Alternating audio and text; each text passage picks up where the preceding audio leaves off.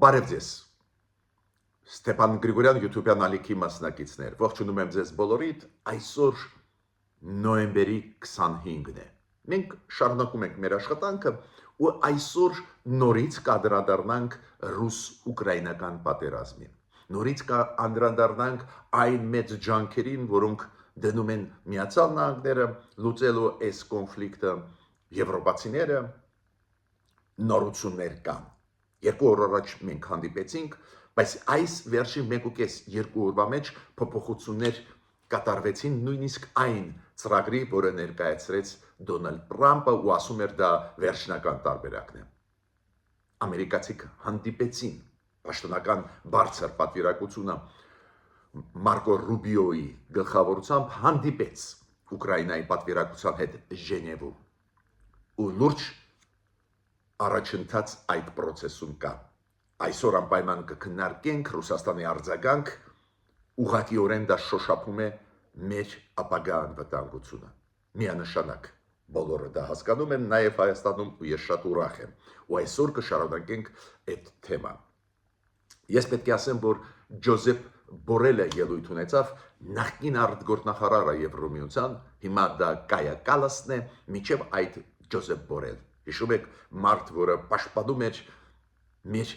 հայրենիքի իրավունքները, շատ adekvat իմացող մեր տարածաշրջանը, Ջոզեփ Բորելը խոսեց նաև ռուս-ուկրաինական այս process-ների ու շատ ուժեղ քննադատեց Միացյալ Նահանգների դիրքորոշումը, անչափ կարևոր բաներ ասեց, որոնց մասին մենք այսօր կխոսենք։ Հայաստանը չի մասնակցելու ՀԱՊԿ-ի գագաթնաժողովին, պատճառները այսօր ես ձեզ կասեմ, նաև Հայաստանը ՅՈՒՆԵՍԿՕ-ում շատ լուրջ դիրքեր զբաղեցրեց, մեր բանակի առանձին բարեփոխումների մասին անպայման մենք այսօր կխոսենք, դա է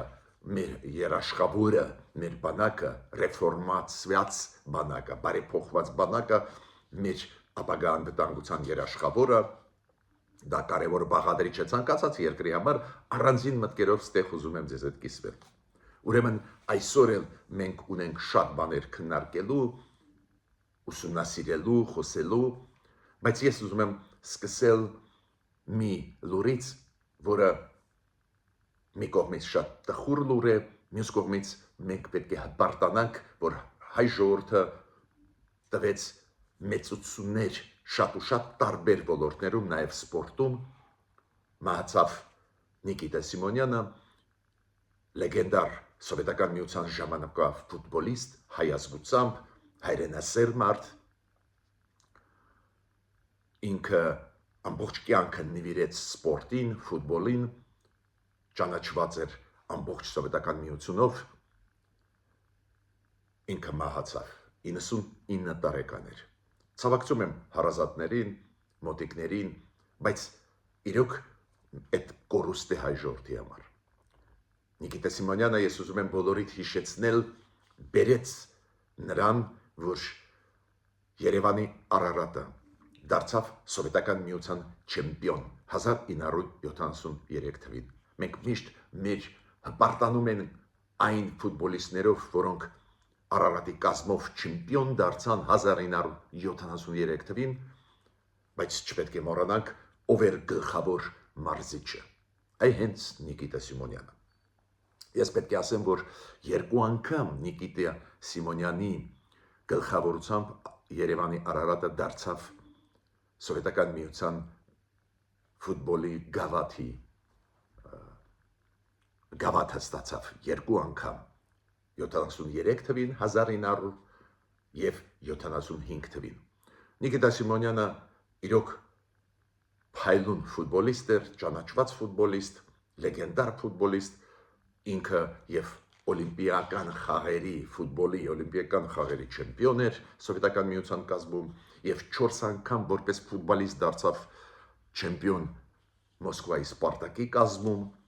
եւ 2 անգամ որպես մարզիչ Սպարտակի Մոսկվան բերեց չեմպիոնի մակարդակին։ Իրոք մեծ հայ մարդ, մեծ փայլուն կենսագրություն, բայց ես նաև պետք է ասեմ, որ շատ զգացված էի, երբ որ կարդացի վարչապետ Նիկոլ Փաշինյանի ցավակցական խոսքերը ուղղված Վլադիմիր Պուտինին։ Իրոք Նիկիտա Սիմոնյանը նաև Ռուսաստանի համար, նաև սովետական միության համար լեգենդար դեմք էր, եւ որպես մարզիչ, եւ որպես սպորտսմեն։ Ու ցավակցական խոսքերում Նիկոլ Փաշինյանի ուղղված Վլադիմիր Պուտինին շատ կարևոր խոսքեր կային։ Ուզում եմ կարդալ այդ խոսքերը։ Անմոռանալի հպարտության զգացում պարգևեց Նիկիտա Սիմոնյանը բոլոր հայերին։ Շատ հետաքրքիր մտքեր ասեց Նիկոլ Փաշինյանը իր ուղերձում Պուտինին։ Ցավակցական խոսքերում Պուտինին Նիկիտա Սիմոնյանի մահվան հետ կապված։ 99 տարեկան էր Նիկիտա Սիմոնյանը։ Մյուս նա իր անունը ոսկե տարերով գրեց հայկական եւ խորհրդային պատմության մեջ։ Իրոք շատ լավ, ջերմ եւ կարևոր խոսքեր են ասվել։ Այո, հայ ժողովուրդը պետք է միշտ հիշի իր հերոսներին։ Իր հերոսները ծնվում են եւ Հայաստանում, եւ տարբեր աշխարհի երկրներում, ու այդ հերոսներին, այդ լեգենդար մարդկանց գիտություն դա լինի, մշակույթ դա լինի, սպորտ դա լինի, մենք պետք է հիշենք, նշենք դա։ Այդ էլ Նիկիտա Սիմոնյանի դեպքում, որը մի մասը իր սպորտի կյանքից նվիրեց հայ ժողովրդին։ Հիմա անցնում ենք քաղաքական թեմաների։ Ուրեմն Սպիտակ տան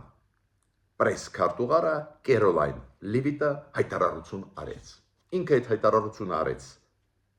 երեք, ինչից հետո Ժնևի բանակցություններից հետո Ժնևյան բանակցությունները երեք չարաչորդ են։ Ու երեք Կերոլայն Լիվիտը ասեց, որ Միացյալ Նահանգների նախագահի ադմինիստրացիան աշխատակազմը կհամաձայնվի, հույսով է, որ Ռուսաստանը կհամաձայնվի այն ծրագրի հետ, որը մշակեց Ժնևում, վերջնական ծրագրի հետ, որը մշակեց Ժնևում Միացյալ Նահանգների պատվիրակությունը գլխավորած Մարկո Ռուբիո կողմից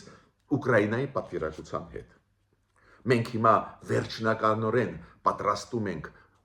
Միացյալ Նահանգներ Ուկրաինայի բանակցային process-ի առաջարկությունները ու հույսով ենք, որ Ռուսաստանի կողմը կհամաձայնվի, քանի որ դրանից հետո այս մոտ ժամերը մենք նաև Ռուսաստանի հետ կհամաձայնեցնենք վերջնականորեն այդ փաստաթուղթը։ Դուք հիշում եք ինչի մասին է խոսքը, մենք շատ ուշադիր քննարկել ենք այդ փաստաթուղթը, Դոնալդ Տրամպի թիմի, Դոնալդ Տրամպի առաջարկներ 28 կետանոց առաջարկ։ Հիշում եք, այս վերջի 3-4-5 օրվա մեջ մեծ աղմուկ է աշխարհով մեկ այդ փաստաթղթի նկատմամբ, մենք առանձին կետերը ձեզ հետ ուսումնասիրել ենք, շատերը ասում էին, որ դա Ուկրաինայի կապիտուլյացիա է, ես այսօր էլ ասում եմ համաձայն չեմ, փաստաթղթում կան շատ վտանգավոր կետեր Ուկրաինայի համար, ու ես միշտ ձեզ նշում եմ այն, որ մինչև 600,000 մարդ բանակը պետք է Ուկրաինայի կրճատվի, շատ վտանգավոր կետ, որ Ղրիմը, Դոնեցկի եւ Լուգանսկի մարզերը տրվում են Ռուսաստանին, նույնիսկ եթե դե յուրե չեն տրվում, դե ֆակտո տրվում են Ռուսաստանին, շատ վտանգավոր այդ 2-3 կետեր կան, բայց դա կապիտուլյացիա չի, քանի որ կային կետեր, որոնք ակնհայտ վատ չէին Ուկրաինայի համար, բայց շատ ու շատ մարդիկ աղազանգում էին, որ փաստաթուղթը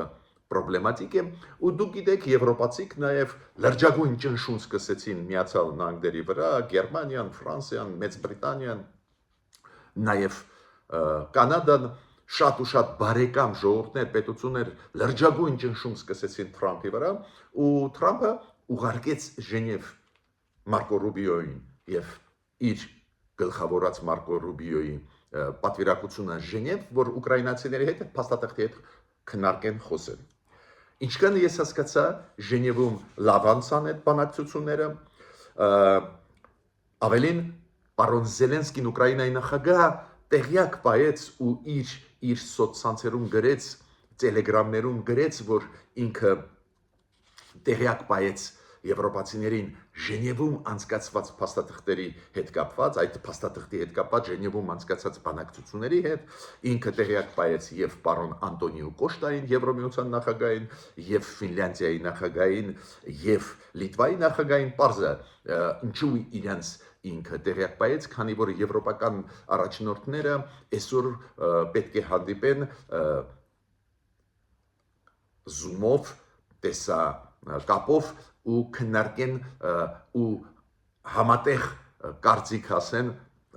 հավաքական կարծիք ասեն այս նոր թարմացված թարմացրած այդ փաստաթղթի շուրջ։ Նորից կրկնում եմ, հիմա չկա էլ 28 կետանոց փաստաթուղթ, նույնիսկ ասում են հասավ 19 կետերի, բայց ինչի շնորհիվ, հենց Ժնևի բանակցությունների շնորհիվ, Միացյալ Նահանգներ, Ուկրաինա։ Եվրոպացիք հիմա կամաց տեղյակ են պահում ուկրաինացիների կողմից ինչեր են դեղ, քանի որ եվրոպացիք նորությունների մասին նորեն իմանում, մանրամասնությունները, նյուանսները, որ մշակեն ընդհանուր մոտեցում։ Ռուսաստանը մտահոգվեց, քանի որ այս 28 կետանոց փաստաթղթում պարզ է Ռուսաստանի համար շատ ձեռնտու կետեր կան, որ Ուկրաինան սահմանադրական մակարդակով պետք է հրաժարվի ՆԱՏՕ մտնել, Ուկրաինան պետք է կրճատի բանակը, նոր ես ասեցի, վտանգավոր Ուկրաինայի համար թեզ, 3 շրջաններ տրվում են փաստորեն Ռուսաստանին դե ֆակտո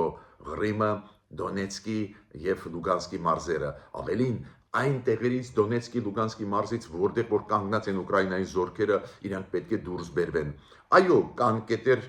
իօգուտ Ուկրաինայի, ես ձեզ ասել եմ, Խարկովի, Պոլտավայի, Սումի այդ շրջաններում կանգնած ռուսական զորքերը փոքր տեղեր իրանք այնտեղ գրավեցին, պետք է ռուսական զորքերն էլ դուրս գան։ Այդ փաստաթղթում կան Ուկրաինայի հետ կապված դրական կետեր, այն երեխաներին փախցրեց Ռուսաստանը պատերազմի սկզբում 2022 թվականի այդ երեխաները Ռուսաստանը պարտավոր է վերադարձնել, բայց այնուամենայնիվ այդ 2-3 վտանգավոր կետեր, որոնց մասին նոր ես ձեզ հիշեցրեցի, իրանք այդ փաստաթուղթը դարձնում էին վտանգավոր Ուկրաինայի համար։ Ու Ուկրաինան կարողացավ ինչ-որ փոփոխություն կատարել ու Զելենսկին ասեց այդ փոփոխություններով մենք գոհ ենք, Մարկո Ռուբիոն ասեց, որ շատ գոհ են, ուկրաինացիներից ստացվեց։ Ռուսաստանը պարզ է ու շատիր հետևում է այդ զարգացումներին։ Ինչ է ասում Պեսկովը, Դմիտրի Պեսկովը, Պուտինի պրեսքարտուղարը։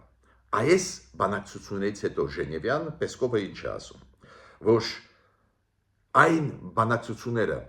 ռուս-ամերիկյան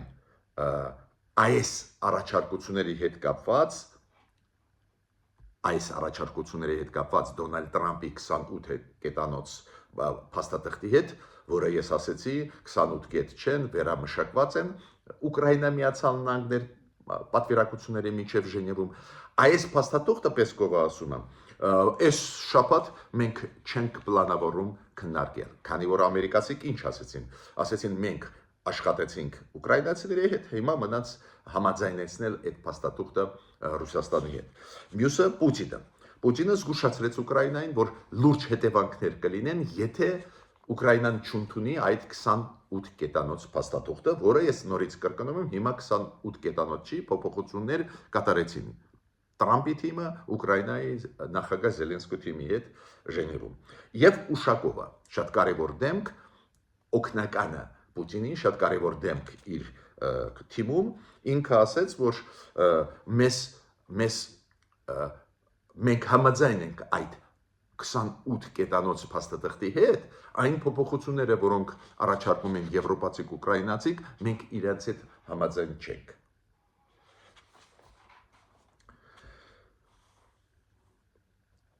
Այդ փաստաթղթում իմիջիայլոց ձեզ ուզում եմ հիշեցնել 28 կետանոցում նաև կա հիշատակում դրա մասին, որ Ռուսաստանին ամերիկացիք առաջարկում են վերականգնել իր կարգավիճակը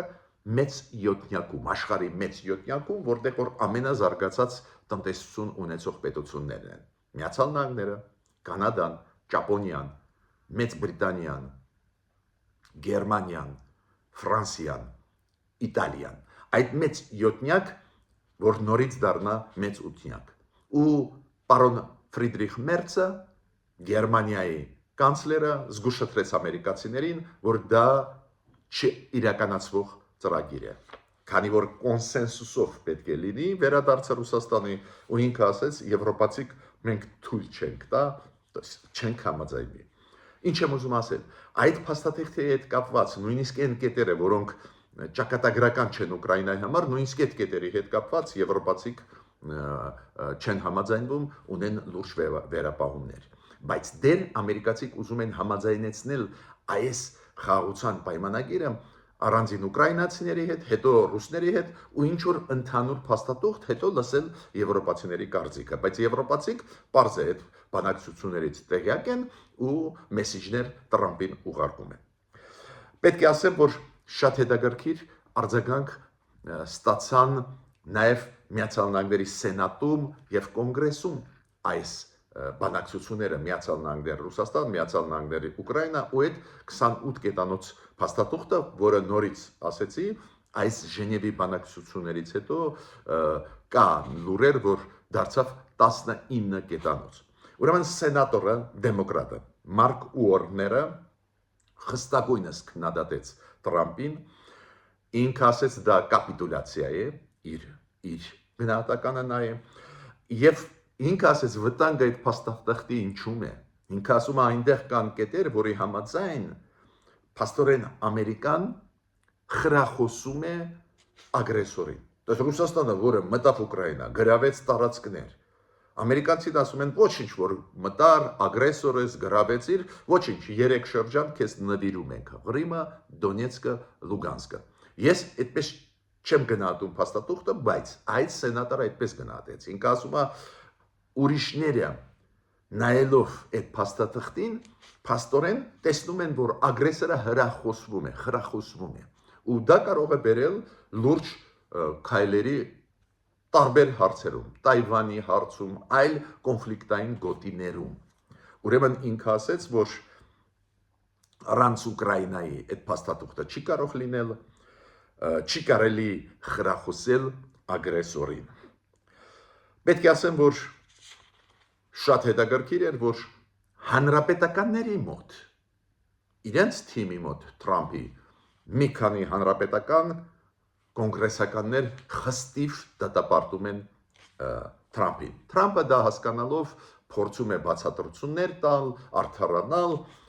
միաժամանակ Տրամպը հեռախոսազրույց ունեցավ Չինաստանի առաջնորդի հետ,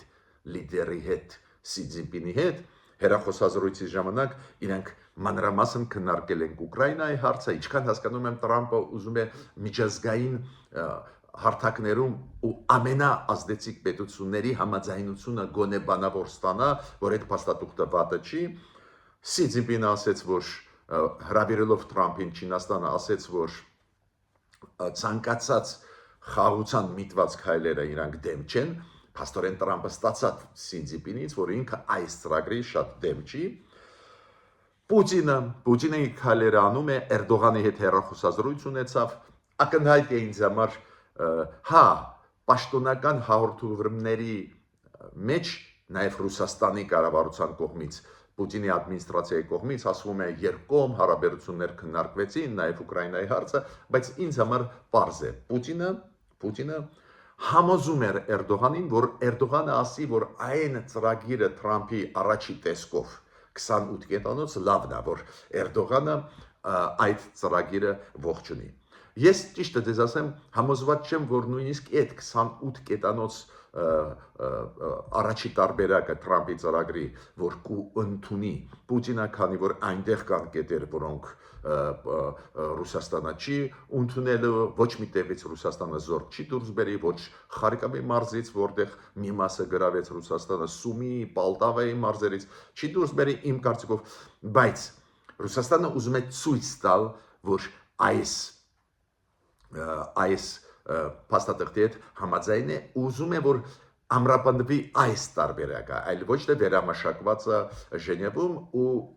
Պուտինը համոզում էր հեռախոսազրույցում, կասկած ես չունեմ Էրդողանին, որ ինքը ասի այդ 28 կետանոցը լավն է։ Պարզ է Էրդողանը կյանքում չի ողջունի այդ փաստաթուղթը, քանի որ այնտեղ գրված է, որ սահմանները կարող են փոխվել։ բռնի ուժով, ագրեսիայով, եթե Ղարիմը, Դոնեցկի եւ Լուգանսկի մարզերը տալիս են Ռուսաստանին, ուրեմն կարելի է ուժով։ Թուրքիան շատ լավ հասկանում է, որ կան պետություններ Թուրքիայից ուժեղ ու վաղը կարող են գալ ինչ որ բաներ Թուրքիայից խլել։ Ցանկացողների կոալիցիան, դու գիտեք, այդ մոտավորապես 26-30 պետություններ, առաջերտին եվրոպական, դրա մեջ մտնում են նաև Կանադան, այս պետությունների ցանկացողների կոալիցիան, որը ասում է մենք պատրաստ ենք մասնակցել ապահովելու անվտանգությունը Ուկրաինայի, նաև այդ թվում խաղաղության հաստատումից հետո զորք մտցնել, խաղապաներ մտցնել Ուկրաինայի տարածք, իրենք ասեցին, որ իրենց ղեկավարները տեսաժողով են անցկացնելու ու ընդհանուր մոտեցում կցուցաբերեն մոտ ժամերս։ Ես պետք է այսօր դրանով բավարարեմ իմ ելույթը Ուկրաինայի հարցով, դրական տենդենսներ ակնհայտ կան, Մարկո Ռուբիոն ասաց, որ Ուկրաինայի հետ շատ էֆեկտիվ բանակցություններ էին, նոր փաստաթուղթ, վերամշակված կա, հիմա փորձենք Ռուսաստանի հետ համաձայնեցնել, Ռուսաստանը չի ուզում վերափոխված փաստաթղթի հետ քննարկել, դա է պատճառը, որ Պեսկովը ասաց, մոտ շաբաթը ոչ մի բան չի նախատեսվում, շահում է Ռուսաստանը ժամանակը, չի ուզում մերժել այդ փոփոխությունները, մյուս կողմից չի ուզում, որ ստացվի, որ իրանք մերժեցին, ուզում է գցել պատասխանատվությունը Ուկրաինայի վրա, Ուկրաինան ավելի ճկուն գտնվեց, Զելենսկին տեսակ մտավ բանակցությունների մեջ, այդ փաստաթուղթը, որը պարունակում է վտանգներ Ուկրաինայի համար, այնուամենայնիվ ասեցին մենք կընդունենք, ուղղակի պետք է աշխատենք վերամշակենք։ Հիմա ինչ է ասում Ջոզեփ Բորելը։ Իրոք մեծ բարեկամ հայ ժողովրդի, դուք հիշում եք իր հայտարարությունները, երբ որ ինքը արտգործնախարար էր Եվրոմիության, то есть պատասխանատու արտաքին հարաբերությունների եւ անվտանգության հարցերով, շատ ուժեղ գրագետ մարդ, հիմա կայակալացն է, բայց այն ժամանակ Ջոզեփ Բորելն էլ երկար ժամանակ ու ինքը ելույթ ունեցավ ու ասեց այս փաստաթղթը, որը բերեց Տրամպը առաջի տեսքով 28 կետանոց ցույց է տալիս, որ Միացյալ Նահանգները դադարեցրեցին լինել դաշնակից Եվրոպայի։ Ինքը ասում է մենք պետք է հասկանանք, որ Դոնալդ Տրամպը այս փաստաթղթով ասեց, որ ինքը միջնորդ է Ռուսաստանի Եվրոպայի միջև, Ռուսաստանի Ուկրաինայի միջև։ Ուրեմն ինքը դաշնակից չի, դրանից ելնելով պետք է շարժվել։ Այդ շատ կարևոր մտքեր են, գիտեք, մենք էլ պետք է սովորենք։ Եթե մենք ժամանակին հասկանայինք, ինչու դա ակտուալ է այսօր մեզ բոլորիս համար, հայերիս համար, սփյուռքայության համար, Հայաստանի Հանրապետության քաղաքացիների համար, Հայաստան պետության համար, որ եթե մենք ժամանակին հասկանայինք, որ Ռուսաստանը այլևս դաշնակից չի Հայաստանի, այդ կորուստները կարող է չէինք ունենալ։ Ու պարզ է, այստեղ մեղքը նախկիններին են, բոլորս հասկանում ենք, բայց մենք պետք է այդքան զարգացնենք մեր պետական ինստիտուտները, որ ժամանակին արձագանքեն, երբ որ ժամանակին հիշում եք նախկինների ժամանակ Ռուսաստանը ծախում էր, սկսեց ծախել լրջագույն զենքեր Ադրբեջանին, մենք աղազանգում էին, մեզ ինչ են ասում նախկինները, ասում են դա բիզնես է, տեսակ բիզնեսը ինչի վերածվեց, 2020 թվին վերածվեց, ուրեմն շատ կարևոր է ադեկվատ արձագանքել այդ փոփոխություններին։ Ու ես մի քանի խոսք մեր բանակից, բարեփոխումներից, դուք գիտեք, որ մյուս տարի պլանավորվում է այդ բյուջեն, որ ընդունվում էր, քննարկվում էր ու շարունակում են այդ քննարկումները կապված բյուջեի, նաև պաշտպանության նախարարության։ Այդ բյուջեն շատ բան է ցույց տալիս ու պարզվում է օրինակ, որ կտրուկ կավելանա հավաքների, զորահավաքներին մասնակցող պահեստազորայինների թիվը։ Պահեստազորայինները այս զորահավաքներին կվերապատրաստվեն, կմասնակցեն ու դա կտրուկ կմեծանա։ Պարզ է, դա շատ ճիշտ ճանապարհ է, իմիջիայլոց դա ես նկատել եմ Իսրայելի բանակում, Իսրայելի բանակում էր անընդհատ վերապատրաստում են պահեստազորայինների ու ստեղ բավական լավ այդ ճանապարհով գնում է մեր բանակը, բացի դրանից շատ ուշագրավ բան ասեց ազգային ժողովում Սուրեն Պապիկյանը, մեր պաշտպանության նախարարը, երեք ինքը ասեց, որ պաշտպանության նախարարությունում պետք է ազատվել զինված ուժերում ռիսկային կադրերից, ռիսկային սպաներից։ Պարզը ինքը այս ձևից ձևակերպեց ռիսկային, բայց ես հասկանում եմ ու ենթադրում եմ, ինչ մերոնք դրա մեջ դնում են այսօրվա իշխանությունները, որ այո, պատերազմը 2020 թվականին ցույց տվեց, որ կային սպաներ, որոնք ավելի շատ են շարժվում Ռուսաստանի շահերով, այլ ոչ թե Հայաստանի շահերով։ Կան սպաներ, որոնք ուղղակի այսօր պատրաստ չեն նորությունների, բարեփոխումների, որոնք պետք է անես, պետք է ՆԱՏՕ-ի չափորոշիչներին անցնես, ուրիշ տարբերակ չկա։ Պատրաստ չեն, այո, դա ռիսկային կադրեր են։ Ու պարզը ռիսկային կադրերի մեջ, եթե ինձ հարցնեն, կասկած ես չունեմ, մտնում են նաև այն սպաները, որոնք կարող են ծառայել այլ պետություններին, մոտավորապես հասկանում ենք, որ պետության մասին է խոսքը։ Ես նաև ուզում եմ ասել, որ միշտ ձեզ ասում եմ այն դրական տենդենսների, որոնք կան, պատվիրակությունները պատվիրակության հետևից գալիս են Հայաստան տարբեր երկրներից, օրինակ հիմա Հայաստանում գտնվում է